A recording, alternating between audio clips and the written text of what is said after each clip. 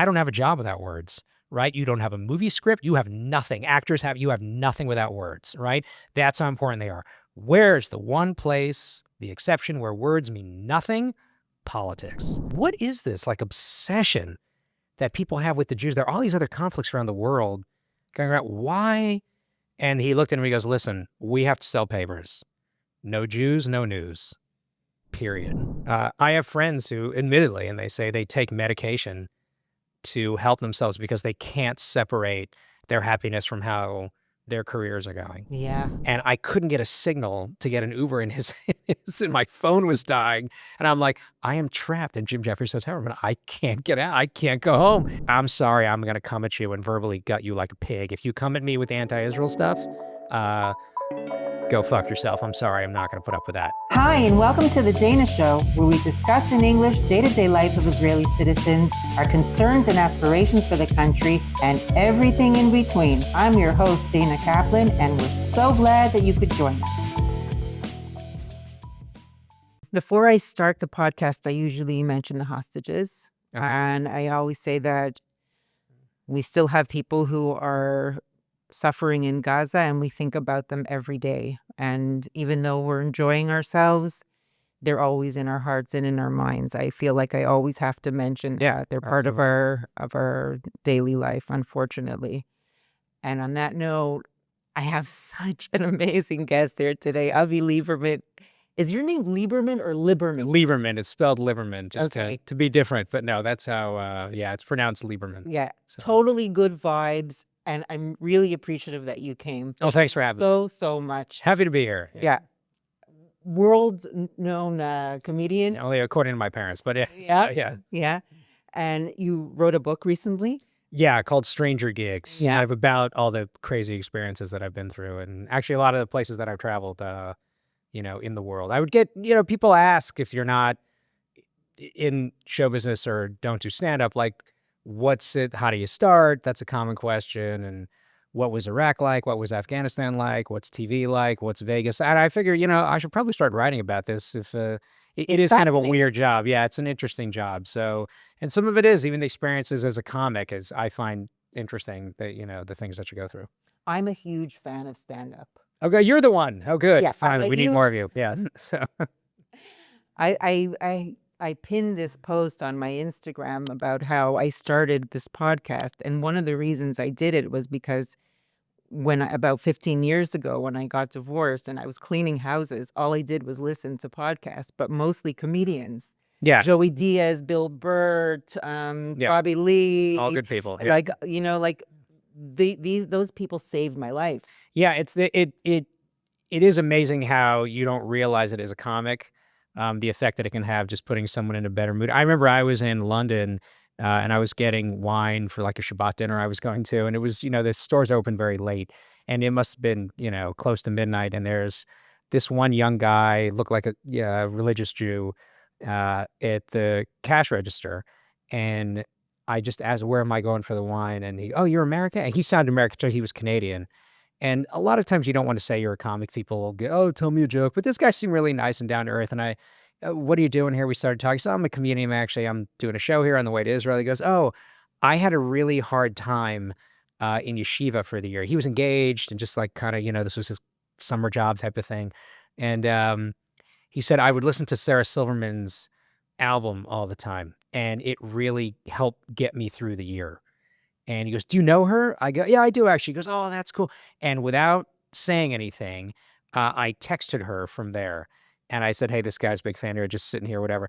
And like that, she sent back a video going, hey, Menachem, thanks so much for being a fan. And I turned around and just showed it to him. And he freaked out. Oh, wow. Can you send that to me? I go, sure. Like, that's the kind of person that she is. She's very sweet and very giving. And it's, you don't realize, and she obviously doesn't know this person, but from across an ocean, she helped this guy get through a very difficult time in his life. 100%. I accredit them to my survival. Like, Yeah. seriously, like I remember Bill Burr used to have the podcast in the beginning where he would just like give advice about things, and it was just hilarious. Yeah, and he's more abrasive, and he still makes you laugh, in that Yes. vein. And it's just his frustrations of life, you laugh at because you see how he goes through these things too. no matter how big a deal you become. And it's just the regular daily grind of living, and he can make it funny. I still remember the two biggest compliments I ever got. One was when we started the tour in Israel. This girl comes up to me, very matter of fact, just goes, "I just wanted to thank you. I haven't had anything to laugh about in over a year." And just turns around and walks away. And I just went, yeah, I kind of left there. Like, what do you say to that? And then when I was doing shows in Iraq, with the late great Scott Kennedy used to run shows there all the time. This soldier comes up to us, me and I was working with Eddie, and I'll remember his name in 2 seconds. But he comes up to us and goes, "Congratulations, you guys just saved some lives today." And we were confused. Obviously, we're like, "That's what you do." Like, "What do you mean?" He goes, "You don't get it, do you?" He was almost like stern about it. And we're like, "No." He's like, research shows that soldiers' reaction times are like a split second faster when they're in better moods. Now, who knows? It's a lot to take in, but it was nice of him to say. So you don't realize how being in a better mood can help you out. So I want to get back to I want to talk about the comedians and their role in society. yeah, But Eddie, I was talk. that's what it was, by the way. I want to talk about you, and because most of my guests here are Israeli, but you are not. I mean, you were born here. Yeah, You were born. I have right? I have the passport. Yeah, I do a joke in my act that you're not the real Israelite. What do you mean? You get defensive. And then I went to check into the hotel, and they're like, "You have to pay the VAT." And I'm like, "Listen, I'm not a real Israeli, so we can try to find a way to." So you can flip flop down that. whenever you Yeah. want. So yeah. So give me a little bit of your history of not from birth till today, but like what made you leave Israel? What was your like Jewish education like? Because now you're a big advocate for Israel, whether you know it or not. Yeah, I'll go head to head with people. Yeah. And stuff. Yeah. So give me a little of your. Yeah, I left Israel. I was 3.5, so it wasn't my decision. Basically, it was right after the Yom Kippur War. The country went broke, and my dad was studying, and there were no jobs. And he, went to study in Boston, and then, the economy had tanked, and so he ended up in the U.S. He's a professor. He's retired now, and that's kind of how it started. So it was like, oddly enough, Arab-Israeli conflict. I ended up not in Israel for those reasons, and ended up in the U.S. My parents are both Americans, so they moved here, and then they went back. Where did you grow up? Houston, Texas. Houston. Yeah. Oh, cool. So major. If people ask like what sports teams you root for, those are the ones. I have formative years were Houston, but I've been in LA longer, oddly enough.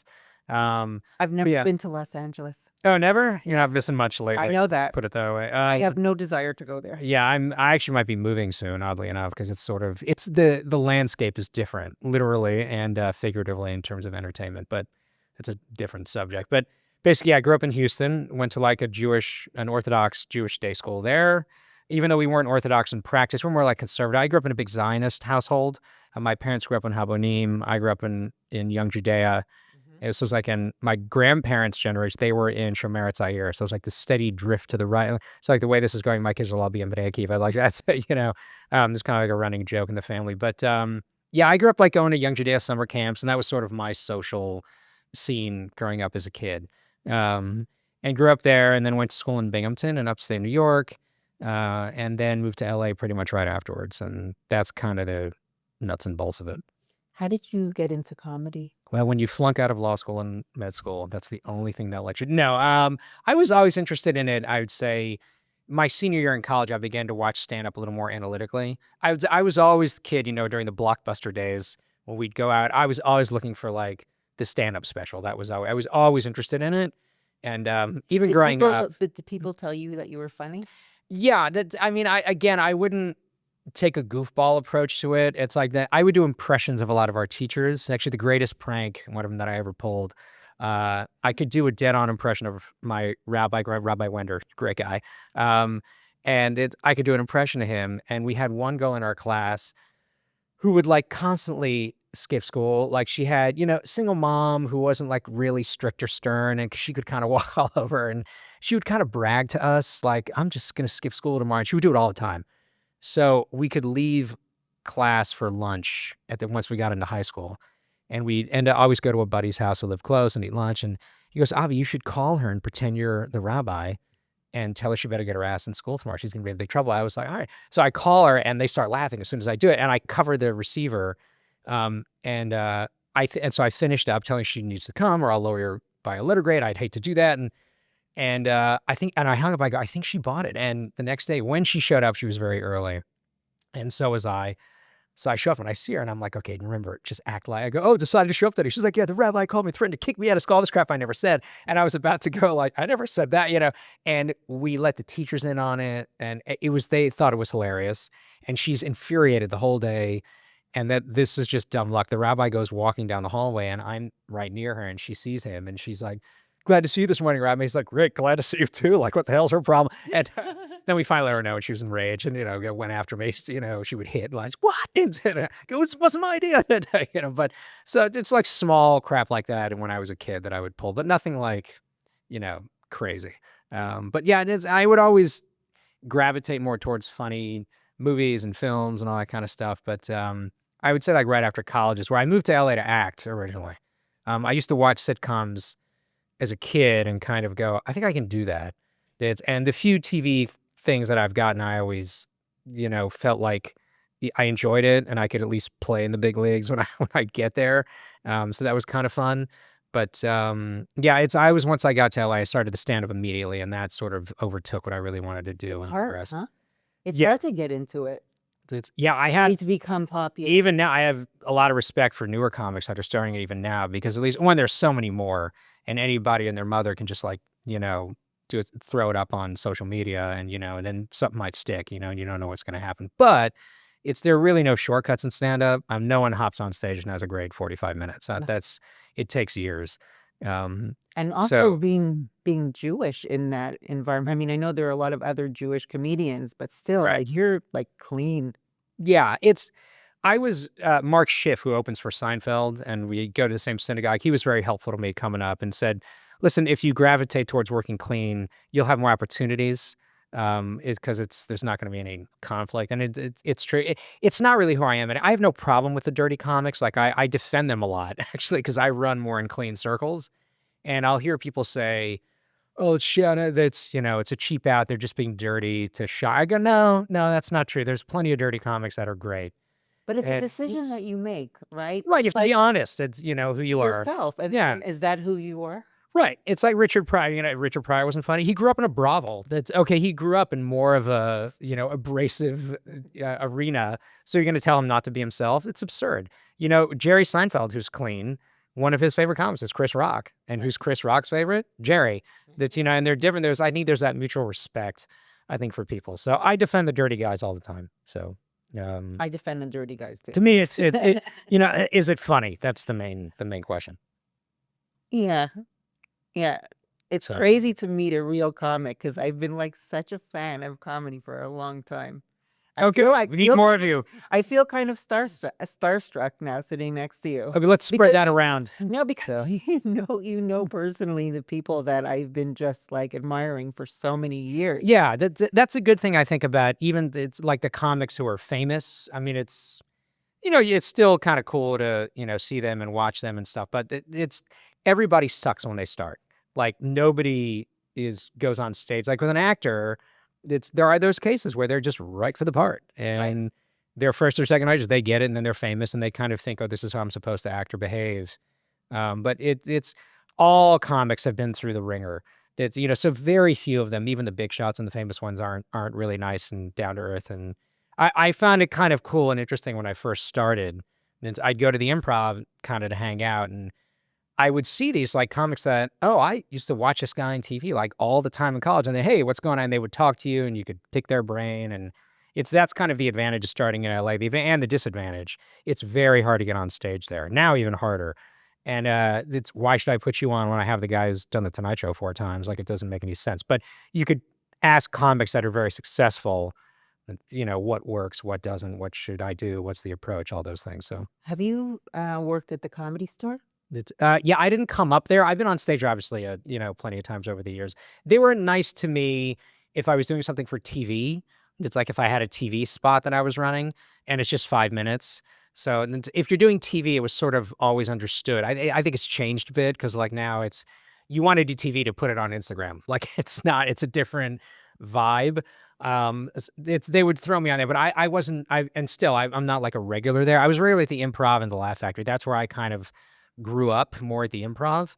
And but if I was running something, an old manager there would always like just go and do the 5 minutes. Like that was sort of understood. If you were in one of the big three clubs in LA, were the Improv, the Laugh Factory, and Comedy Store, and then a little bit on the outskirts of LA, you had the Ice House in Pasadena and Comedy Magic Club in Hermosa Beach. So those are like the big 5 clubs. But if you could walk in and go, listen, I'm doing, Conan this day or Ferguson or Tonight Show or Letterman, whatever.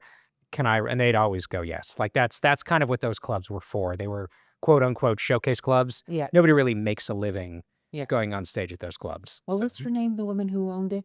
Mity, sure. Yeah. Sure. passed Did you ever away, meet sure. Mitzi? Yeah. Again, I wasn't really in there. I was never a regular there. But, I was much friendlier and still am. I'm friendly with Jamie Masada at the Laugh Factory. He's a great guy. And with Bud Friedman and Mark Lano were the owners when I was there. Bud has since passed away. But that was also, I talk about this in the book, in Stranger Gigs, like the dynamic that I had kind of at the Improv was Bud was this kind of mythical figure to me because I grew up watching Evening at the Improv on A&E. And I was just, oh my God, that's Bud Friedman. And I remember I was in the Improv and I'm in the back just watching some big star had shown up. And you always want to kind of walk in and just to see the audience's reaction is also kind of cool. I'm sitting in the back there with a comedian, Michael Platt, who's actually since become a very successful writer and a ton of shows. And we're sitting in the back, we're watching, and we're just kind of whispering like that. And Bud had walked in with some friends, and we're in the back in in just a few seats where kind of guests will come and sit. And Bud walked in, and it was packed. There was nowhere for them to sit. And he sees the two of us, and he goes, "All right, you two guys, let's go at it." And he kicks us out. And there was no way he heard us. We were just kind of whispering like this. And because he needed to sit his buddies. And afterwards, Bud walks out and he goes, "Michael, Ari." And I was like, "All right, it's Avi, but close enough." And he yelled, it's like, "Guys, come on. I bust my ass to make sure guys are quiet when you're on stage again." Michael's like, "You're right. Apologies, Bud." I was like, "Sorry." I mean, there's no way he heard us, but it was, and I remember thinking to myself, Bud knows my name. Sort of. Like, it was close enough. He called me Ari, but I didn't care. I was like, oh, at least he kind of knows who I am. And then they began to give me spots in Vegas and, kind of his stepson, Ross Marks, great guy. He used to book the club locally. And he sort of began to give me Sundays, 8:00. That was Avi's kind of, we're going to groom him up this way. Yeah. And that kind of was very helpful to me. And I remember I was so broke that you could go there and you could eat for free. And I was like, oh, I get to eat something. And I eat fish and dairy out. So there was enough there that I could, being Jewish and, somewhat observant and traditional, I was like, I would look forward to it. Because like, not only can I go on stage, but I'm not going to go hungry. This is great. So small things like that, I think. Where do you live? Based in Do you have a LA. house? Yeah, I'm based in LA in Pico Robertson area, where all the Jews are. But I'm probably moving to Florida very soon. So Nice. yeah, I've kind of had it with the LA sort of played itself out. It's changed. Used to be you kind of needed to be there in New York to be in entertainment. That's not true anymore. I write films also. So I sold one and optioned another. And one of the actresses that I'm talking to, she wants to produce Amy Bailey. And she's like, she's on the show Vikings and in the show. This is like a successful working actress and, semi-famous. She could walk down the street. People are like, "Oh, aren't you in that show?" And she lives in Texas, films in Ireland. It's, you don't need to be there anymore really to do this. So it's, the infrastructure of the studios is there. It's always going to be there, obviously, but it's expensive to film there, taxes and things. And it's the dynamic has changed, especially with comedy. Austin has become a hub with like, Yeah. Rogan moving out, those things. And Yeah. there have always Top been cities like Segura. that. Yeah, there have been a lot of cities like that were always coming up that were, San Francisco, Chicago, Boston. Those were always like big comedy towns. So things have changed. You don't need to be, most of my stuff's out of town anyway. So doing Jewish events and things like that. So it's Is there like a Jewish comedian guild? it's close. Yeah, I'd say so. There is. There's like 4 or 5. Do you guys have a WhatsApp group or something? We all know each other kind of, and we'll sort of talk to each other. And, I like it that I'm kind of one of the go-to guys. If you need someone, let's say someone comes to you, you have a synagogue or a day school, and they say they're having an event or a banquet or a dinner, whatever it is. Hey, we need someone to do 45 minutes to an hour of squeaky clean material in front of a bunch of Orthodox Jews. Good luck. Like most comics can't or have no interest in doing that.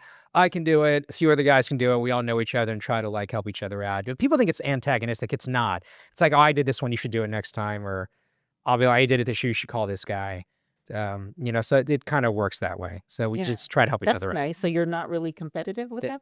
I don't view it that way. I don't think they do either. I mean, we all sort of understand where we are in our careers, and so it's, no, there's rarely any issues amongst each other. What's that going to do for you? Just get you frustrated if there's always going to be somebody who has a bigger career than you. Nice. If you Right. base your happiness on that, I also talk about this in the book. I have friends who, admittedly, and they say they take medication to help themselves because they can't separate their happiness from how their careers are going. Yeah. And I go, if you do that, the only happy guy in Hollywood is Tom Hanks. Like, you're always going to be upset because there's always somebody who's got a bigger gig than you, or who's doing more, You got to have who's doing tunnel more than you vision. are. You have to have tunnel vision. Yeah, it's weird because I'm very kind of structured in my life. I like kind of order and structure, but I've picked this career that's the polar opposite of that. So it's just kind of funny. I guess that's how I balance out the craziness. When did Mhm. you start coming to Israel for Comedy for Kobe? How did you get involved in that? It's okay. So I talk about this in the book too, that it's a little confusing. It wasn't always comedy for Kobe. Okay. It was just in 2003 when the suicide bombings were going on all over the place. Were you always coming to Israel to visit? Like, was your family I had coming not- to Israel? I came here like the year abroad, like the gap year, and then I was here for Hebrew U for a semester, and I didn't like either program. I didn't have a good time on either one. Okay. And then when the suicide bombings started, Okay. I felt I hadn't been here in 10 years, and I'm like, I just felt like that's pathetic. I'm just going to go to support. And I didn't have the money to do it. I didn't have, but I bought a ticket anyway and made it to Israel, and I was crashing at a friend's house, and I had kind of one rule, like yes to everything. If a cousin calls and asks, hey, do you want to go? It'd just be yes, I'll go to. And no one was coming here. It was like empty. There were these signs, I remember, like, thank you, brave tourists, for coming, and suicide bombings all over the place. So I just came to support. And a friend of mine sort of jokingly said she used to work at Crossroads, which works with like teens at risk in the Jerusalem area. Yeah. Why don't you do a show for my teens? Why? And I'm like, I'm not doing a show for a bunch of drugged up, angry teenagers, And then I got back and I was like, you know what? There are enough Anglos like that live here. What if we try a show and just see if this works? And long story short, got in touch with the promoter. There's a guy who, Zeb Isaacs, who used to bring Elton John here, like huge acts. And he goes, you know what? I have no other business coming. Let's give it a try. And that's kind of how it started. It was just to brighten the mood of people. And it was just to see whether he could get some business out of this and at the same time provide some laughter for some folks. And it took a loss, but he liked it. Like, it sold well. It's just the expenses and stuff. He goes, even though he took a loss, to his credit, he goes, I'll do it again, Avi, but you have to help. I can't pay for the flights. That's the only. So I began to trade out. Like, I'll do a show for your day school, your organization, your synagogue, whatever it is. I need a seat. You got somebody with miles, you make out like a bandit. I don't care. So then they go, okay. So a few people, Stand With Us was very helpful with those things, and some other organizations. So they would step up. And that's kind of how it started. And then by the third year, my friend who suggested doing it for the teens goes, let me take it over as a fundraiser. I go, okay. And that's how it's, and we did it with Crossroads for a few years. And then it's sort of in a good way outgrew what they were able to kind of deal with. It wasn't fair. They didn't have the staff to really handle everything. So we kind of amicably, like, we split ways. And at this point we had some sponsors jump on, and it began to sort of, do better, and word got out about it. And then, so I needed a new beneficiary, and, cause the sponsors can't write the checks to Avi Liberman, you got to write it to the nonprofit. Right. To a 501c3, and I met with charity after charity after charity, and I can't make this up. They go, let me get this straight. We don't pay the comedians? I go, no. We don't pay for the flights? I go, no. We don't pay for hotels? I go, no. And we keep every penny from the gain? I go, that's correct. Yeah, too good to be true. Forget it. And they had only Jews, like so one guy goes, Must be something wrong with this it. guy, Jonathan Felsen's a great guy. He goes, I am so disgusted with my boss's answer. I won't even say who's working for, but it's one of the big ones. I'm so disgusted with my boss's answer. I will have a new charity fee by the end of the day. And I happened to be in Israel at the time. And I never forget the moment. My phone rings as I'm crossing the street. I still remember, hello? He goes, Kobe Mandel Foundation. And I remember hearing the story. Kobe had just been murdered like a year or two before. And I remember saying, their board said, he go, yeah, the board said, but they're going to do what Seth and Sherry Mandel say anyway, but the board is all right. And and then I found out later, they never told the board. They just did it, made the money. Now, even, anyone in a Jewish board there's going to be one person looking for a reason to not do something that's easy. And what are you going to say now? Then you'd really look like an idiot. You're going to turn down tens of thousands of dollars that you made. They were stuffed. They couldn't really say no at this point. So, and their executive director had been to our shows and liked them already. So and I kind of met with him and I said, listen, here's the deal. It's going to be me and Dayna and Jeremy Wimpheimer, who were the producers when we did it with Crossroads, and he was like, fine. And I said, it's an interesting, and I told him, I said, here's where you and I are going to butt heads. And I learned this from working with Crossroads. So they deserve a lot of credit as being the first kind of organization to kind of take it over. I said, you want to make a bunch of money. I got it. I want to have great shows. So the goals are different. So that's where you and I, now, if I have great shows, you're going to make more money. And if you make more money, it's easier for me to have good shows. So as long as we sort of keep that in mind, I think we'll be in good shape. So and we've done the best we can to sort of keep that in mind. So it's, that's where, but it's still like the goals are different. So it is kind of a weird dynamic, but so far it's worked.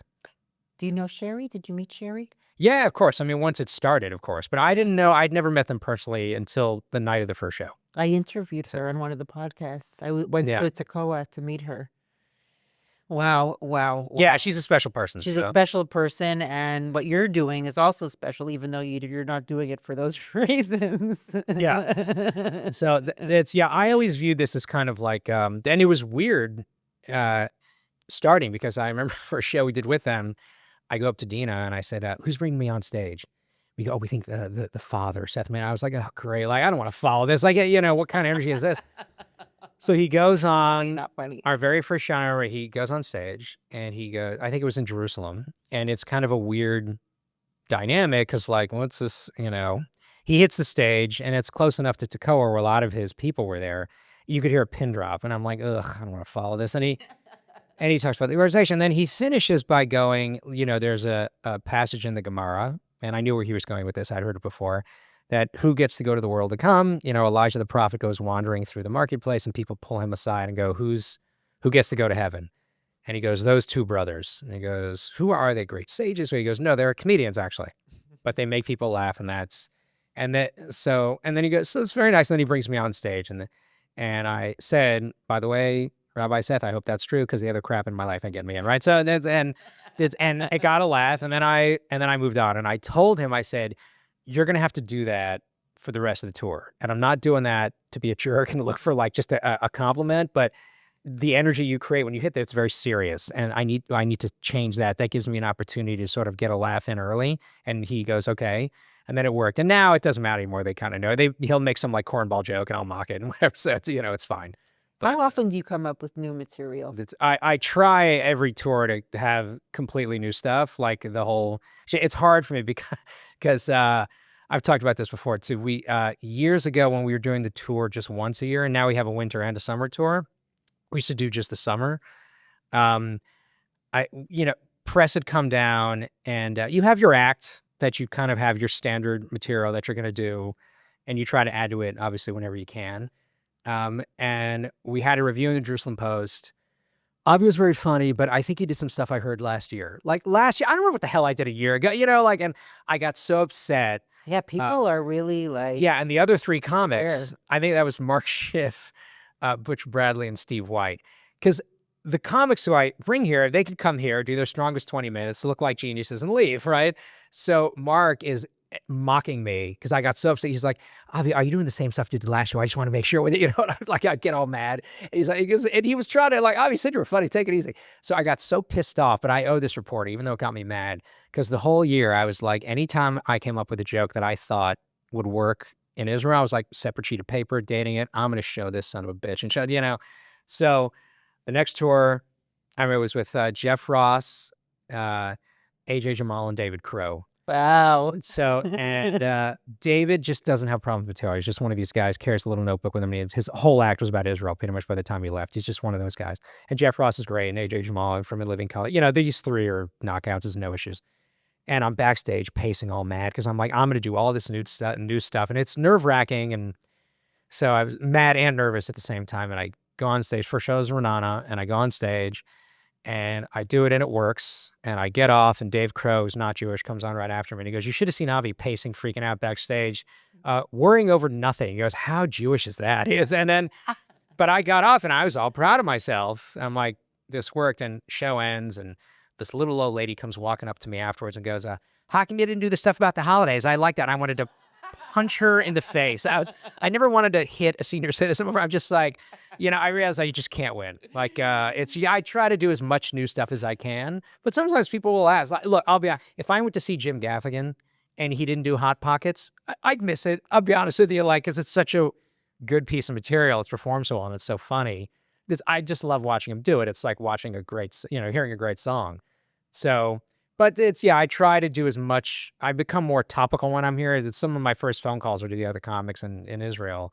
What's in the news? I saw Louis C.K. here Yeah. in Hulon. Yeah. He was in Hulon. Yeah. And he was incredible. It was the period right after he moved to Europe and he had the whole scandal. Yeah. So he gave an amazing, amazing show. Yeah. No, so he talks about it on stage. Yeah. About going through it and stuff. It was really, he was it was the first time where I just had tears just coming down my face. I use him to defend people. Oh, dirty isn't fun. I go, really? Lou's dirty. He's dirty. He's fun. Yeah. It just, is it funny or not? Yeah. That's Sometimes he goes a little too far, but that's your job. His thing is to push limits and to see what will approach the edge. And but then there was another comedian that came. What's the guy he's originally Australian? And James, I know who you mean. I saw him and I can't even remember his name. Jim Jeffries, sorry. Jim Jeffries. That was a shanda. Oh, Jim? Because first of all, on social media and all of his videos, he's a big draw here. He was amazing. And I brought friends because I'm like, he's such a great comedian. He was drunk. He was Jim, it's interesting. No, he was pissed drunk to the point where he wasn't making sense. He was slurring his words. He was almost falling. And I thought it was such chutzpah. But I'll tell you the truth. I saw him here once, and he would drink as the show would go along. Yes. And he was still great. By the end, he was still super sharp. So the guy was great. And I saw him at O2 Arena in England. I think he stopped. I got to go backstage. My friend Adam Bloom had opened for him here in Israel. And Jim was phenomenal here, and he was great at O2 Arena in London. And I got almost trapped in his hotel room because we went to hang out afterwards, and she was at the hotel across the street. People are drinking, whatever, and he's like, "I'm hungry, so let's go up to the room. I'll order some food." He's one of the most gracious people you'll ever meet. I'm sure he's a great guy. Yes, he was great that night. Maybe just everybody has off nights, but he's a phenomenal comedian. And we're up there, and then I'm exhausted, and I had to get up early in the morning, and for whatever reason, for some appointment, and it's all of a sudden the subways, you forget, like, it's not New York, like they stop running. And I couldn't get a signal to get an Uber in and my phone was dying. And I'm like, I am trapped in Jim Jeffries' hotel room and I can't get out. I can't go home. And Adam Bloom saved me. He's like, I got you. Don't worry. I'm getting a signal and I'll order the Uber for you. He felt guilty because he kept me trapped there until like 3 a.m. But no, he's a great comic. Who's the biggest asshole? I get asked that a lot. There really aren't that many. Even the guys that come off more abrasive, personally, they're very nice. in real life. I honestly have trouble thinking of them. You have certain rumors about guys, and then like, that's not true at all. And again, I think it lends to comics all struggling in the beginning. There aren't that many of them. It's because we all sucked when we started. We all, you can't develop an ego early. You just can't. It's because you're not good enough to do that. So there aren't too many. I'd really have to think of, the nice ones that the things that stand out to me are just how gracious and how nice the ones that don't need to be. They're massive stars and they're big and famous and they don't. Nikki Glazer, when she was here. Right. The comics messaged me because she was here right before our tour started. She was finishing her European tour. She's playing the Bama on television, thousands of people. And they're like, Nikki Glazer's coming. And I was like, really? And I was going to be there. So I texted her and I go, who's opening for you? I'm just curious. And she goes, I'm just having a friend of mine who's a singer, but why don't you come and do a guest spot? She didn't have to do that, So I show up, and I remember I actually screenshotted the conversation just in case the promoter was like, well, I don't know who this guy, In the end, I did know the promoter anyway, so I know he wouldn't have cared. But I show up and the singer was just a very sweet girl who had a really nice voice and pretty, just sang. It wasn't a comic, singing some dirty song that I would have trouble following. And I went on right after, and they were a lot of fun. And I'm clean, and Nikki can be not. So she loved the juxtaposition. It was a good juxtaposition. I'm not going to do anything to shock them or anything. Right. And it was a lot of fun. And I got off. Nikki came on, crushed as usual, and it was fun. But like, she's super nice. Adam Sandler has that reputation. There are a lot of guys. Ray Romano's great. Seinfeld is very nice. There are very few. It's that are jerks. I really have trouble like thinking about it. Is the comedy in United States and in Israel different? Like you said that you have to renew your material and stuff, but Yeah, the crowds are also very good. If you're talking about Israeli audiences, I find you think because of the stereotype of how gruff they can be, that they're going to be tough, but they're not. They're like they're there to laugh. They're there to have a good time, and they're very supportive. Because you have great Israeli you have Shachar Hassan and Yochai Sponder and Yossi Taravlus and guys like that, and Adir Mill and all those guys. So they're also super nice and friendly. Shachar's a big star, and every Sunday he does an English show right in Tel Aviv. Funny Monday. Yeah, well, that Funny Mondays is Mondays. This is Sunday. Oh, okay. And Funny Sunday. Yeah, and he'll go on. It's kind of his show, and throughout the show, he'll bring on comics. Yeah. He'll even ask, "Does anybody want to try this for the first time?" And he's very supportive. And then Funny Mondays is done by Yochai and Shachar. That's more of a book show of like seasoned comedians. And there's a huge English scene here. Just people don't know about it. But those are also two of the nicest guys you'll ever meet. Since October 7th, since the war broke out, what is the feedback that you've been getting? Have you gotten any negative anti-Semitic remarks or It's like online or personally? online or even Online on is your rampant, shows, hecklers, things like that? Yeah, I haven't had heckling or anything like that. But it's the only time where I kind of thought, okay, let's see here. When I did a show in London, that's when I was passing through, and the clubs there are very nice. They'll like throw me, guest spots or stuff if I'm coming through. And I was told by my friend who lives there. She's like, you got to watch out for this person. This person, they're viciously anti-Israel. Like in London, there's kind of one narrative, pro-Palestine. That's it. You can't. So a couple comics that went on, I was like, let's see here. And one specifically who was emceeing the show that night, she had warned me, like, this guy is just vicious. Like online, it's awful. Like his social media is, but he didn't do anything, that was anti-Israel when he was on stage, and we were very cordial and it was fine. One guy from Ireland, surprise, went on, but it wasn't anything that bad. He brought up the issue, and I kind of tuned in, but he didn't say anything negative. And it's, but like, I'm walking on stage and there are burqas in the front row. You got to sort of be aware of where you are. But I remember thinking to myself, if they do that, if they do come out, I have a few jokes that clap back, and then I would do it.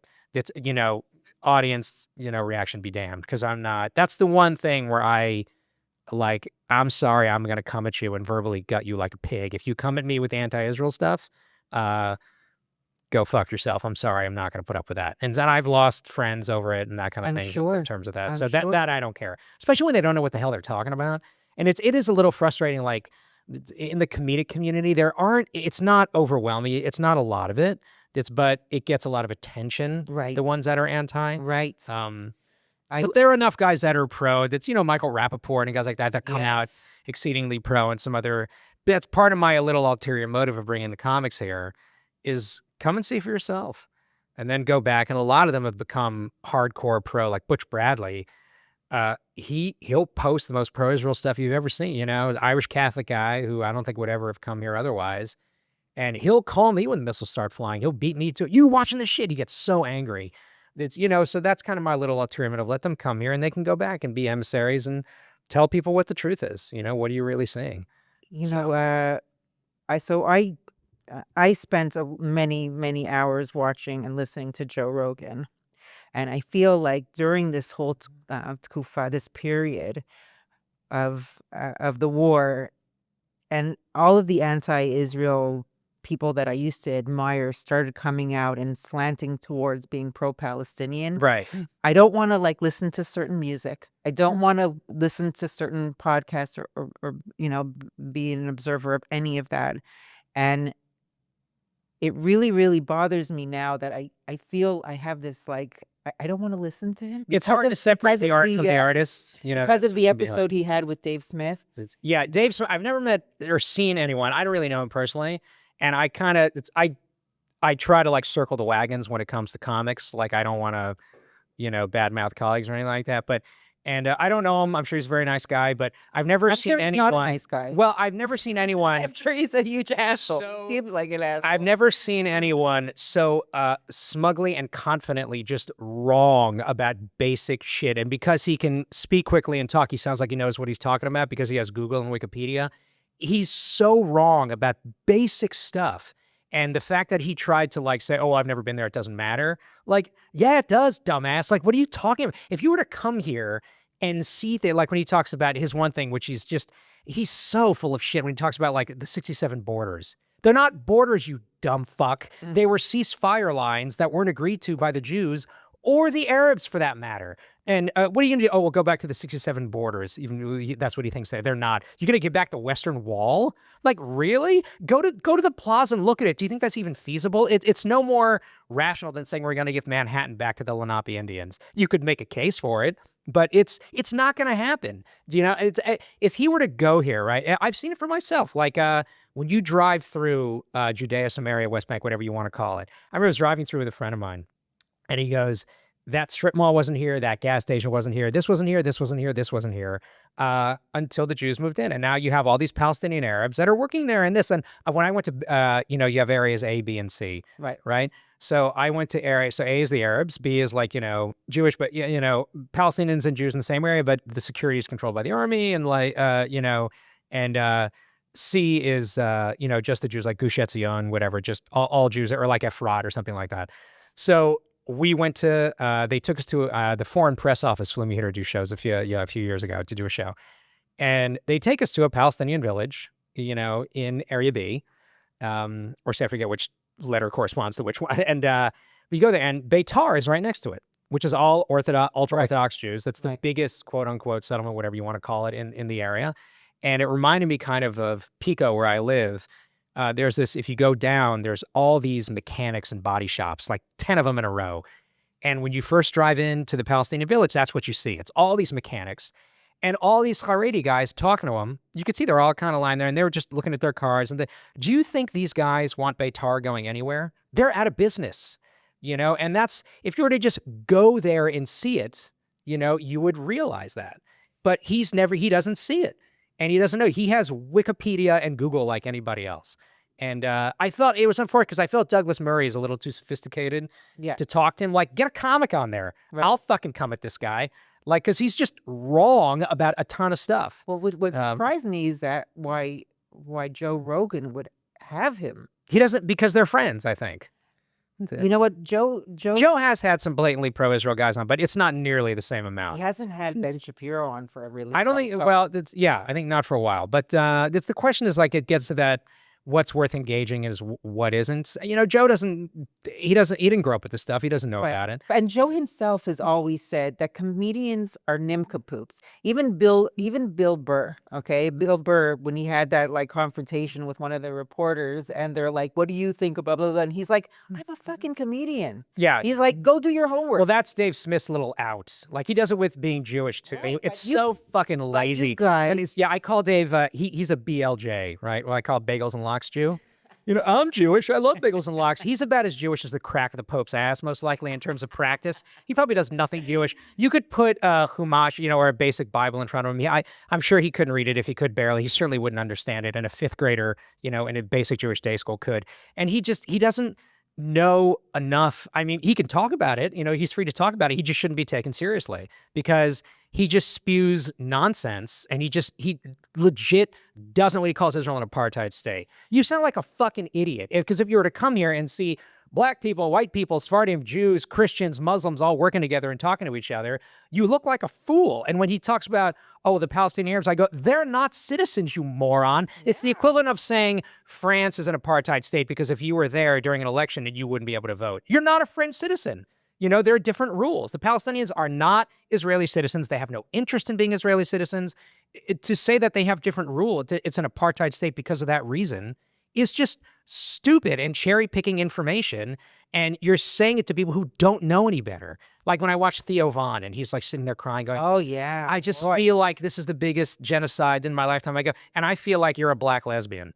You're not.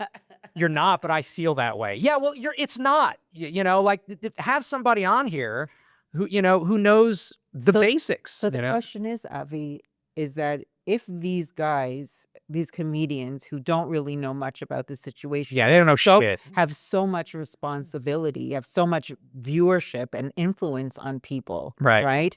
Like, what does that say about the American society? It's that they don't know a lot about it, and I don't blame them. Like you're not raised with that stuff. Well, why you do know. these people feel like they have the right to be an expert on something that they really arrogance. don't know about? Arrogance. It's you know. Like, well, here's Pierce Vaughn is from like what, Alabama or something? Like, how the fuck does he have anything to do with what's going on here's in the Israel? thing. Part of comedy is breaking down information and trying to find the humor in it, right? The first thing you do is you have to break down the information. I have to break down this piece of information and find the humor. So let's say you're not that great at it, but you're good at breaking down information. Or let's say you are great at it. If you can break down the information and go, oh, well, here's my opinion about it. They think just because you're breaking down the information doesn't mean you have all of it. And you can cherry pick and leave things out, right? And you know, that's a lot of them fall for what I like to call the ice cream test. Like if I were to, like let's say you hate Trump. I don't know how you feel about him or not. Let's leave it out, right? Do you like ice cream? A lot. Yeah. You know who else likes ice cream? Donald Trump. Guess you can't have ice cream anymore. So when you don't want to get to that level of stupidity. So and a lot of people think that, you know, oh, it's against my I'm going head to head with a friend of mine now on Facebook about this, and I love the guy. You know, he's a great actor, really nice guy, but very, very, very liberal.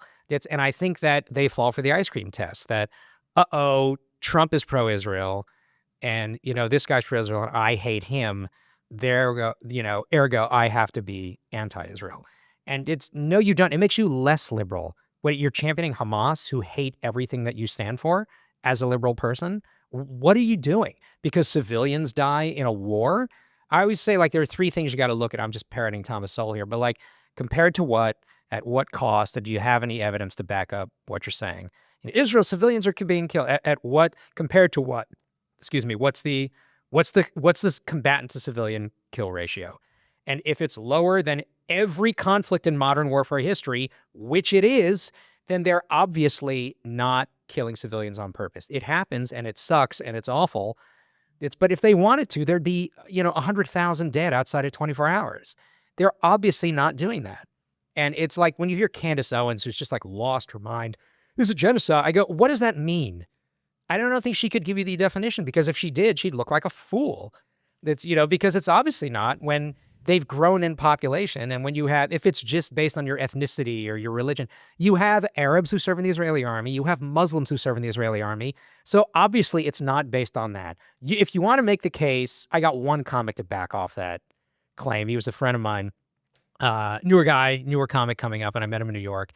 And I go, really? It's a genocide? They're setting up gas chambers and gassing? He goes, well, they're not doing that. He goes, I guess I can back off the genocide comment. I might say that they're going too hard. But even this, like when you see the images, for example, the devastation. So if Dave Smith were to talk to an actual Israeli soldier, or just a few of them, come here and interview them, I asked one guy, I said, he goes, in a war, I interviewed a soldier who served in Gaza for months. He goes, in a war, you want flat so you can see.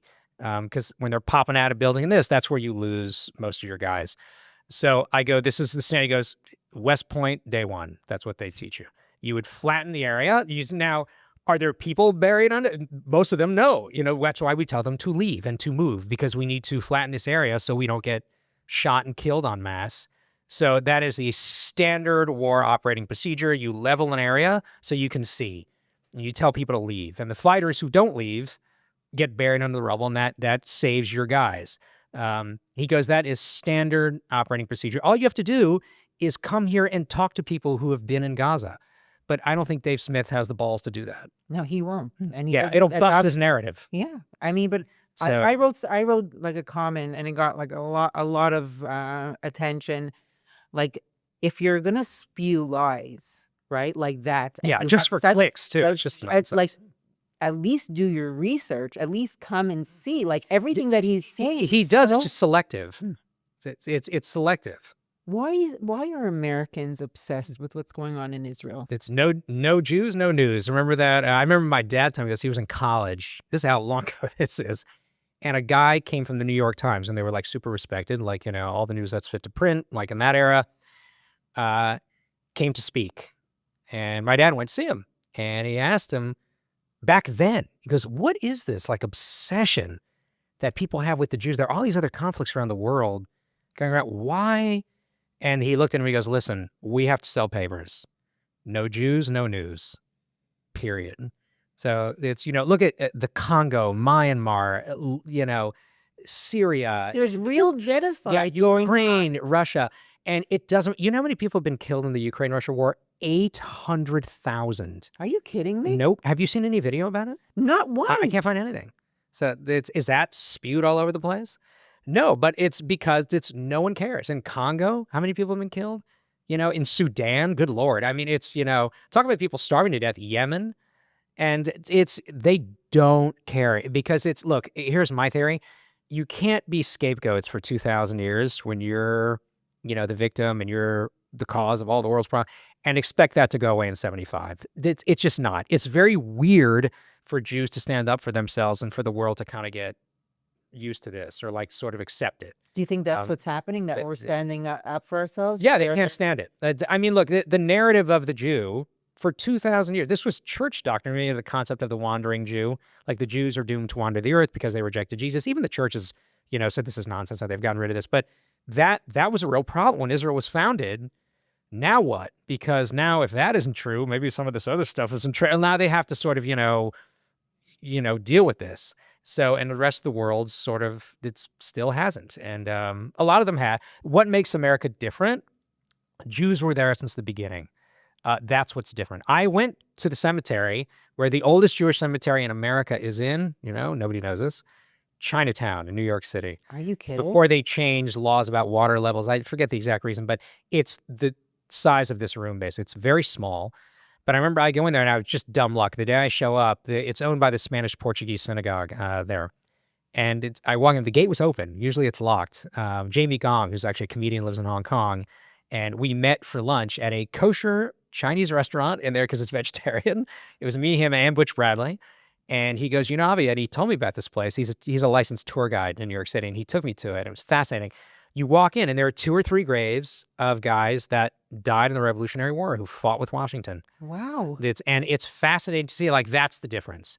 Jews have fought for America since the beginning. That wasn't true in Europe. You know, that was not the case.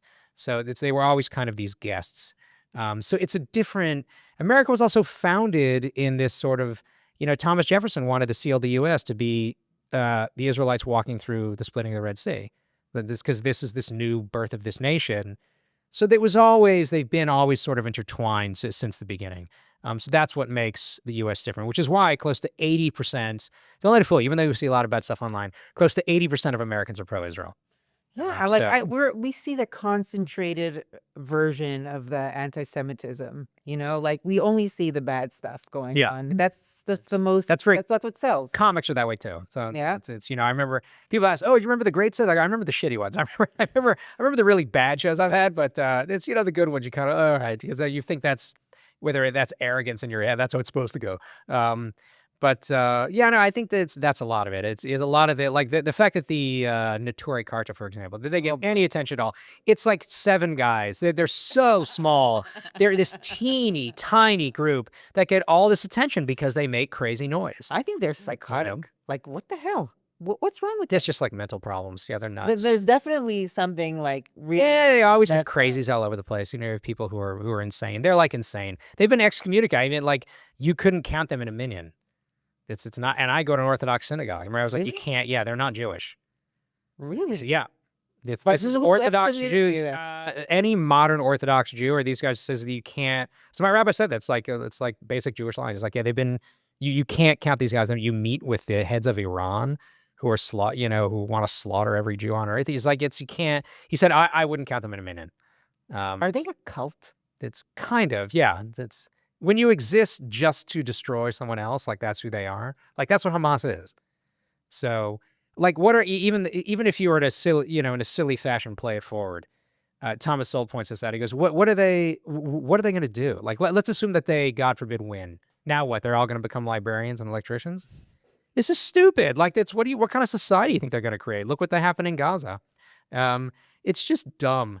And it's again, if you were to come to Israel and see like this, this vibrant country, go to Tel Aviv, like that's going to cease to exist. The 60. My parents were here before 67.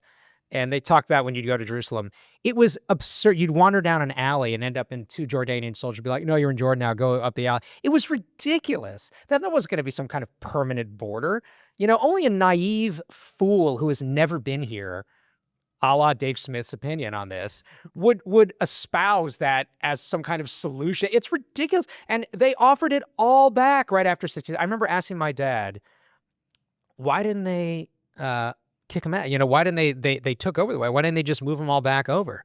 He said, because they offered peace and they sure they did. He goes, they couldn't believe they said no. We'll give it all back to you. Just make peace with us. And they said the famous 3 no's from Khartoum: no peace, no negotiation, no recognition. Funny, I've never heard Dave bring that up. That's, he's ascribing his ethics and morality to the other side that doesn't believe what he believes, that they want peace, that they don't want Israel here. Period. It's really just that easy. And you can, they can say whatever they want. It's their behavior and their actions that speak differently. I remember I was in a store with my dad. I was a little kid, and there was this lady, and she had a toddler, like a little boy, in her basket, and she handed him this toy, and he kept throwing it, and she'd hand it to him again. He threw it again, and she got fresh. She's like, "Do you want it or not?" And we walking away, and my dad's an educational psychologist, and he looks at me, and he goes, "That woman's a moron. She's an idiot." I go, "What?" And he goes, it's not that he doesn't want it. He likes seeing it fly. So, and she didn't realize that. She didn't understand that. And it's so if you're not seeing what the root cause is, what the actual reality is, you don't understand it. You think, oh, the Arabs want peace. No, they don't. They can say whatever they want, but their behavior, they're throwing the toy. They want to see it fly. They just want Israel gone. Otherwise, they would have accepted a state not 3, not 4, 5 times that they've been offered it. But they want Israel gone. It's basically that simple. And if you want Israel gone, go fuck yourself. Like, no, that's not someone that I can talk to or deal with. This is just stupid. And they just don't get it. It's amazing like how selective in his information someone like a Dave Smith or a Candace Owens is. Candace Owens has lost her mind. She's just talking about the Talmud. Yeah, you're the one who I go to for my Talmudic advice. Like, she's just lost it. I mean, I don't even know what her incentive is. I don't understand where she's coming from. I think that's a lot of personal stuff that, when she left Ben Shapiro and all this, and that she was friends with Kanye, who's also a Looney Tune. But just because you enunciate all of your syllables and speak very quickly, like, it doesn't mean that you know what the hell you're talking about. She's a fucking buffoon. She's just, I listen to her talk and I go, wrong, wrong, wrong. Just like basic stuff that she just doesn't know. And people who are not educated believe her. Of course, because they don't know any better. You can speak to the masses who don't know the intricacies of it all and convince them if you speak well. It's, there's it's the power of the verbal that can convince anybody, Like, yeah. I remember seeing Ashton Kutcher on The Tonight Show, and this was years ago, and this was right after what was Barack Obama's big coming out party, was when he went to the Democratic National Convention and spoke, and it was like, oh my God, this guy. And I remember Ashton Kutcher going, but I saw this guy speak, and I said, man, we got to get this guy. And I remember thinking to myself, like, you don't know anything about this guy. You don't know how he's voted. You don't know what he believes. You know nothing. He gave a good speech. So if you can speak well, you can sucker people. Hitler was a good speaker. Joseph Goebbels was a good speaker. It's the fact that they're speaking about insanity. It doesn't matter. You can sucker the masses if they don't question it or look into it. If you're talking to people who know nothing about something and you have a bunch of, people you're speaking to who, listen to podcasts for entertainment, and that's where you're drawing your news from, that can be a problem. Yeah. And it's you see some of these Israeli advocates that go to the college campuses and they start asking questions, and they don't even know what they're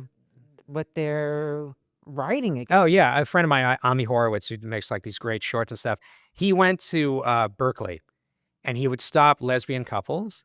He'd go, "Who do you pray?" And they were all, of course, pro-Palestine. And he goes, "Do you know Israel's?" And they go, "No." And he would show them videos of Palestinians in the West Bank going, no, you need to, if someone was gay, yeah, no, I'd kill them. These are in the West Bank. This is not Gaza. This is like in Ramallah. No, you can't have tolerance for gay people. What would happen if you're, we'd kick them out of the house. We can't. and they go, who do you, it's like, oh yeah, I didn't know that. I may have to, often it's our fault too, as Jews and Israelis. Sometimes you take for granted, like, oh, people should know this. It's so blatantly obvious. Israel's an apartheid state. You'd laugh at that. You go, apartheid state, I'm looking at black people coming, what?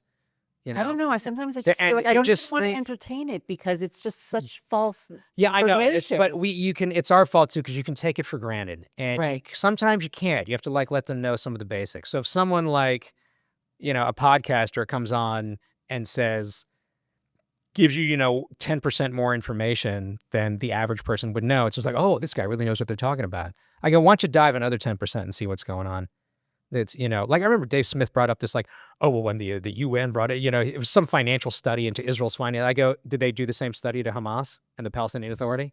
Yeah, how interesting that you don't have that study in front of you. It's like you can cherry pick and nitpick anything to death, and that's what he does. It just, but again, that's from the BLJs, as I call them. That's very common. So, Are you willing to say who you voted for? it's. Are you? I don't really Because talk I know about in it so much. America people get It's- really, really because angry about if you say the Democrats, you're immediately discounted by this side, and if it's the Right. Republicans, you're immediately discounted by it. this side. Right. So it's I tell the comics when Why they are come here. Americans so up your ass about that? Why do they care so much? Why Because are they just it's- so they It get used to not be that way. I remember I asked because it was so everybody was a Democrat in the comedic world. And I would go, are there any, oh yeah, that guy. So I was like, oh, that's interesting. And that's as far as it went. But nobody wouldn't talk to the guy because he was a Republican or I whatever. have friends in But- Canada who are not speaking to each other anymore. Like there's a huge rivalry Yeah, because it's of politics. ridiculous. It is the most ridiculous thing. People need a cause. And if they don't have something in their life that isn't a cause for them, Right. they transfer that towards politics, and that can be your cause. That becomes your thing. So if people aren't into your everybody wants their cause to be the cause. Like So I you get it. so you don't want to you know. say what you're I don't see the point of it. No? It's I think it's fairly obvious based on my perspectives and arguments, like where I would lie on certain topics. But I tell the comics when they come here, I go, don't do politics. They don't want to hear it. I don't care if it's on their side. I don't They give don't want a to listen shit to it. about American politics. The It's- only thing that I care about Right. American politics is the fact when they had a decision-making stance on going into Rafiah or whatever, like that bothered me because of how crazy it is there. It's so insane. I this don't want war- them making the policies. Yeah, for it us. has dragged on because I think this country still suffers from, the Holocaust mentality. What are the non-Jews going to think? And we don't want to upset anybody. And this should have been over a long, long time ago. And it's because, I often laugh about this. It's like, oh, I hear still these idiots talk about, we're going to get dragged into war with Iran because of Israel. And this, I go, oh, we give them all, what do we get out of it? I go, talk to one American soldier. Do you want that answer? Dipshit. Like the Lavi project. I remember like Israel gives, they give the aid, military aid, which is not really aid. It's kind of like a buyback program. And I know this because my cousin worked on this, the Lavi project, right? It was a fighter jet. So Israel took the money and they went, oh, I guess we'll invest it in developing this fighter jet of our own, which outperformed the F-16 at the time. And America went, no, that's not how this works. You buy our stuff to see if it works. You put your lives at risk in our equipment. That way we know if we have to go head to head with the Soviets, whether this stuff works. That's the deal. And they scrapped it. My cousin was out of a job. Obviously, he worked on the missile propulsion systems. And because America told him what to do. So to say that America doesn't get anything, when I did shows in Iraq, I met a guy who worked in logistics. There's a phrase they have in America, victory through logistics. And he go, oh, Avi, are you Israel? I go, yeah. He goes, oh, yeah, I've been to Israel like 9 times working with those guys. It's very helpful. So this because Israel, unfortunately, fights a lot, and they're the guinea pigs. So to say that America doesn't get anything else religion is lunacy. It's absurd. I grew up in Texas, right? I saw a film strip once, and they talked about drip irrigation, that Israel started that. And these farmers in Texas are like, oh, that thing's been great. That's really been helpful for us. We waste less water. It's just, so it's just like, why don't you mention that? How about like asking that question? What do we get out of this? Well, ask and see. There's a lot that you get out of this relationship. They used to call my friends in the military when I did shows, and after They and also needed democracy in the Middle yeah, they East. call it the unsinkable battleship. You have the battleship here that's not sinkable, so that's what they call it. So come here, just talk to talk to American soldiers for God's sakes, and they just won't do it. I find it interesting how they left out. It was like guy, the head of urban warfare at West Point, and they asked him, it's not just is this a genocide? He goes, no, it doesn't qualify in any way, shape, or form by the definition. It's not even close. I don't hear you bringing up that guy. You know, it's they're so good at cherry picking for their side. Like they just come in with a narrative. Because of you know, anti-Semitism? Is that their yeah, because fuel? I think with who knows, Candace is such a Looney Tune. Like I think it's just affected her personally. And Smith has his narrative. He's one of these, I'm And it gets him a lot of attention. Yeah, it gets clicks, and it gets that's Gets just what they need. attention. Yeah, it's comics in general. It's kind of cool to be counterculture. Like that's what you should kind of shoot for, especially if you're that kind of comic. So that's when you have the vast, vast majority of Americans who are pro-Israel. I'm gonna look for a reason to be different and anti. Which is interesting you know. because a lot of them supported Trump. Yeah. Theo supported Trump. And Because Rogan. that's counterculture. In the comedic world, that's counterculture. In the arts, and again, it's power of the verbal, right? It's why does so much of Hollywood can't stand Trump, right? Because if I were to say to you, for example, your effort matters, right? So 99 times out of 100, that's true. If you have two, welders, whatever it is, hairdressers, one shows up to work on time, one is, honest and works hard and stays late, they will always outperform the person who's lazy and dishonest. Now, there are some exceptions where your effort is meaningless, right? No matter how hard I try, I will never be an offensive lineman in the NFL, right? Never. I can say, I show up earlier than that guy, I watch more film than that guy. Avi, you're not 6'6", 320, can bench press 400 pounds. I'm sorry. In the arts, right? You and I can take singing lessons till the cows come home. We're never going to sing like Celine Dion. She was touring when she was 12. She was just given this gift, whatever. And I was saying she doesn't work hard, but there are exceptions. If I were to say to you, words matter. Also true, right? Without words, you can scar kids for life by screaming at them, and you can't walk into work every day and insult your colleagues, and it can really screw with people. It can be damaging, in the arts, right? I don't have a job without words. Right? You don't have a movie script. You have nothing. Actors you have nothing without words, right? That's how important they are. Where's the one place, the exception where words mean nothing? Politics. Nothing. And you can say, read my lips. I'm not going to raise taxes. He raised them. George Bush. Are you going to pardon Hunter Biden? No. Yeah, he does it. They're meaningless. It matters what they do and what they don't do. So it's very hard for people in the arts, especially, to separate that. And when they hear Trump talking like a 17-year-old frat kid, I find it funny.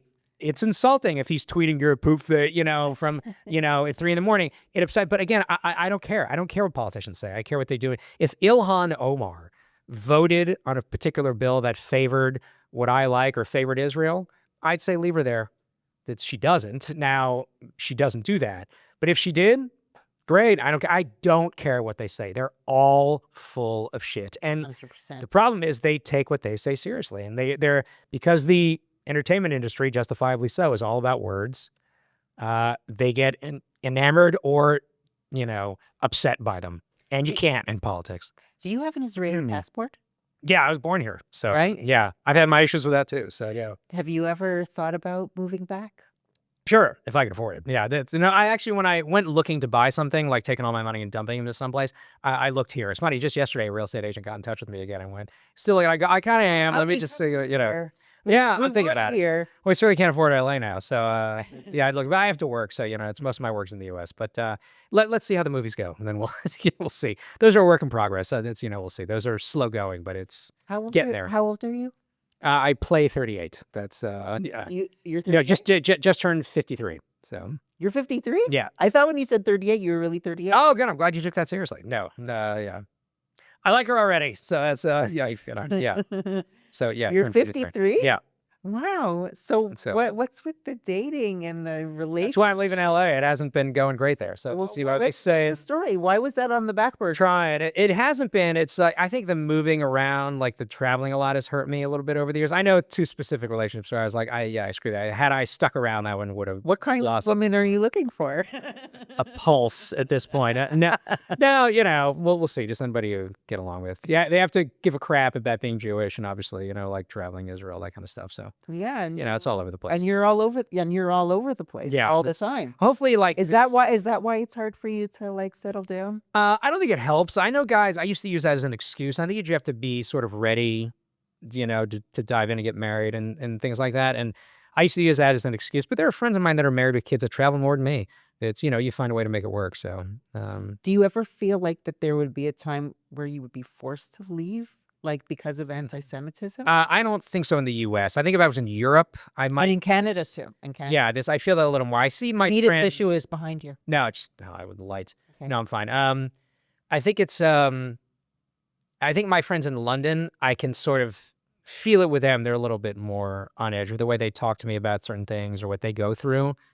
Like I remember talking to my friend Rachel Krieger, who's the comic in London, telling me about the situations when I was going on stage there. And I asked her, I said, listen, looking at some of the British comics that are really funny, maybe bringing them here maybe to perform, because I look for mostly the non-Jewish ones. So, and she goes, now it would be the end of their career. Like there's no chance they do it. Really? Yeah, if they publicize anything, I'm going to Israel to perform, they would never get booked in London right now. Like no chance. It's that bad. She goes, yeah, it's that bad. Can you believe that Yeah, this it's is what pathetic. we're going through? Yeah, it's pathetic. Like but in the US, that's not gonna happen. And plenty of guys have stood up and be like, sorry, when you look back at history, people will realize, sorry, like this is the right thing to do. Tom Cotter was that way. God bless him. He's like, the guy came in second America's Got Talent. He's a big deal, and he is like firmly entrenched in his stance. Guys like him, and there are plenty who are that way. Mary Ellen Hooper's that way. Butch Bradley's that way. Willing to do shows. They want to be safe, but I feel much safer here than I do in America. or I can't tell you. Canada. It's a strange thing to say. When the war started, I was happy I was here. Yeah. When I felt a little more purposeful that I had something to do, and I remember when it started, a girl looks up at me. The war was maybe 2-3 weeks old, and she goes, I was at this communal Shabbat thing. She's like, I need a break. If I arrange a show and you can only have 50 people or less in Tel Aviv, will you come and do a show? I'll do it for 50 people. I'll give the money to IDF, WO, Widows and Orphans. I go, sure. So I called Yochai Sponder and Deb Kay, two other guys, and we did the show. She sold it out in about 15 seconds in a Facebook group. In a WhatsApp group. And then, you post a picture here and there, and then the floodgates open. Will you come do it here, do it here, do it here? Because comedy is tragedy plus time, but how much of each is not really defined. What does that mean? They say comedy is tragedy plus time, right? Bad stuff plus some time, and that's where you'll find the humor. I think that's why Jews in general have been involved with comedy so much, because we've been through a lot of each. And so the question is like, what's appropriate? Like I did one show in what's called the American Synagogue here in Modi'in, and the rabbi, to his credit, he goes, I got some pushback. It's not appropriate. We shouldn't be doing it now. He goes, but 200 people showed up, and he sent me a list of all the people's kids and units in Gaza, from the lowest to the most elite units, going, screw that. We don't let Hamas tell us what to do. We're going out. And it's. Are you familiar with Guy Huchman? Yeah, how do I know who that is? He's a famous comedian here in Israel. Yeah, no, of course. Yeah, I know him. He's very funny. He's more in Hebrew. I've seen made those little videos on Instagram. Only Hebrew. Yeah, he's very funny. Yeah, I like him. First time I smiled after October 7th was listening to him. Yeah, he would go around to all these different bases in Israel. Yeah, and no, he was very funny. The soldiers happy, and it was hilarious. He was like poking fun at everything. Well, the first show I did after that one, I think, is one of the first. I forget which one was first, but I did a show after that small one in Tel Aviv, or right before it, for evacuees from the South. And they were Anglos, and my friend Mayor Goldberg had arranged it. So I got off stage. He goes, he goes, Avi, I'm racing now to Rantis, which is a base in the middle of the country. Yochai's doing a show for soldiers. Do you want to come? I go, sure. I thought just to hang and say hi, and he was my ride anyway. So we show up to the base because the mayor's friend was the head of the base. And we pull in, and I see Yochai, and he had another friend with him. We're like, hey! And he's like, I'm going to bring you on stage. I'm like, okay. I didn't believe him. It's all in Hebrew. And all the soldiers line up, and I felt like I was back in Afghanistan. It felt similar to that. I was like, you see all the uniforms, and he's doing a show, doing great as usual. And then he stops just a few minutes in. He goes, okay, we all understand English here? Good. Special guest. I'm like, what the hell's he doing? And he brought me on. And I go, we understand. They're like, yes. And I had to think to myself, like, okay, no wordplay, do stuff that's, and they were really good. They were responsive. I did just a few minutes. And then midway through, some guy screams from the back, Ani lo mevin, like I don't understand. And it seemed like I didn't know Hebrew at all, because I just started in English in the beginning. but I knew enough to know what that meant, and I just screamed back in Hebrew, like translate for him, and they all laughed, and so it's, it was a great experience. So I got photos from that, and it was like I felt like at least I'm doing something, and then people were also sending me a bunch of money, and so it's to distribute. And I remember I was in a car for Pantry Packers. We were distributing stuff, and this paratrooper unit was short 4 backpacks, and I'm like, I have the money for that.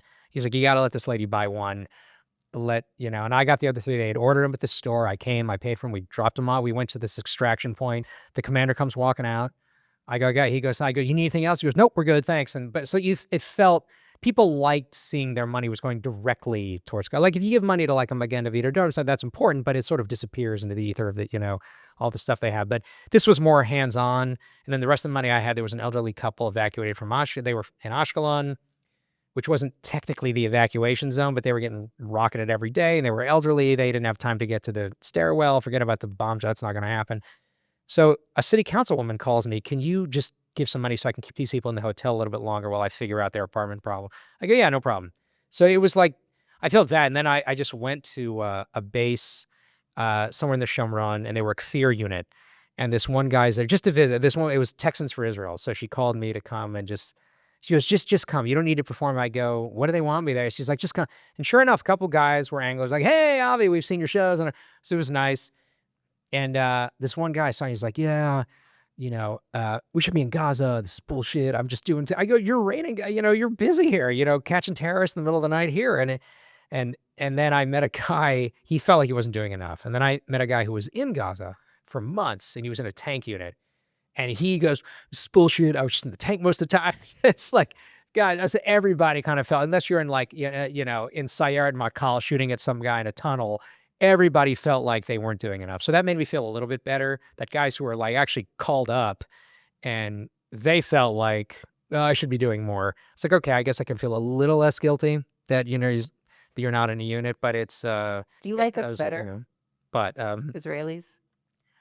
It depends on, of course, yes, yeah. No, the crowds here are great. They really are good. So some shows are great. It depends on where you are. It's not really like one group is always better than another, but some setups are better than others. But even in general, would you like the vibe here more than you like? Oh yeah. I wouldn't say more. It's just different, but I enjoy it.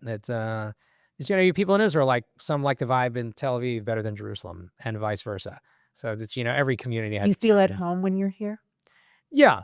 I feel like, it doesn't feel like I'm walking around lost or anything. What's your favorite? Thanks to Move It. What's your favorite part of Israel? What do you like the most about here? The small stuff. It's like when I get up in the hotel and just go to it's super early in the morning, I'm jet lagging, and I can go to that breakfast in the morning. Yeah. I still haven't had it yet because I'm trying to pace myself. Like, that iced coffee at the Carlton Hotel, the breakfast at the breakfast. So if anyone there is watching this, this is an excellent promotion for the breakfast at the Carlton Hotel. So I'll take whatever, endorsement packages you might have. That's always one of my favorite things, to get up earlier than I should be, super early, jet lagged, and just go down there and kind of just zone in and take it easy and enjoy that. Small stuff like that to me is What's your favorite food here in Israel, besides the breakfast in the hotel? It's hard to argue against Jerusalem street food. The arais there is... Rice, yeah. Yeah, rice. That's good. There's a lot. I wish they'd get pizza right. They're getting better at the pizza. That's, for some reason, they can't get that. They can't. Actually, there's a really good place. The best tomato sauce, the best cheeses, all the stuff, and you put it together, and they just screw it up. I don't know what's the problem is. I'd say the fruits and vegetables are top notch here. That's good stuff. Are you a shawarma fan? Yeah, I had that yesterday. Yeah. So at Yashka in Tel Aviv. Another plug for a restaurant that I'm a big fan of. So Yashka in Tel Aviv is great. But I think for high-end dining, I would say Tel Aviv maybe has a notch above them. Like the Friday night dinners at the hotels are also off the hook. Those are insane. Oh yeah. You're getting... But I think when it comes to street food, I think Jerusalem has them beat. Like, that's very Singapore from what I've heard. I haven't been there, so I don't know. But everybody raves about the street food in Singapore. Jerusalem kind of reminds me of very high-end, high-quality, great tasting, near Machane Yehuda, that area. Yeah. It's tough to beat the quality of food that you're getting there for what you're paying.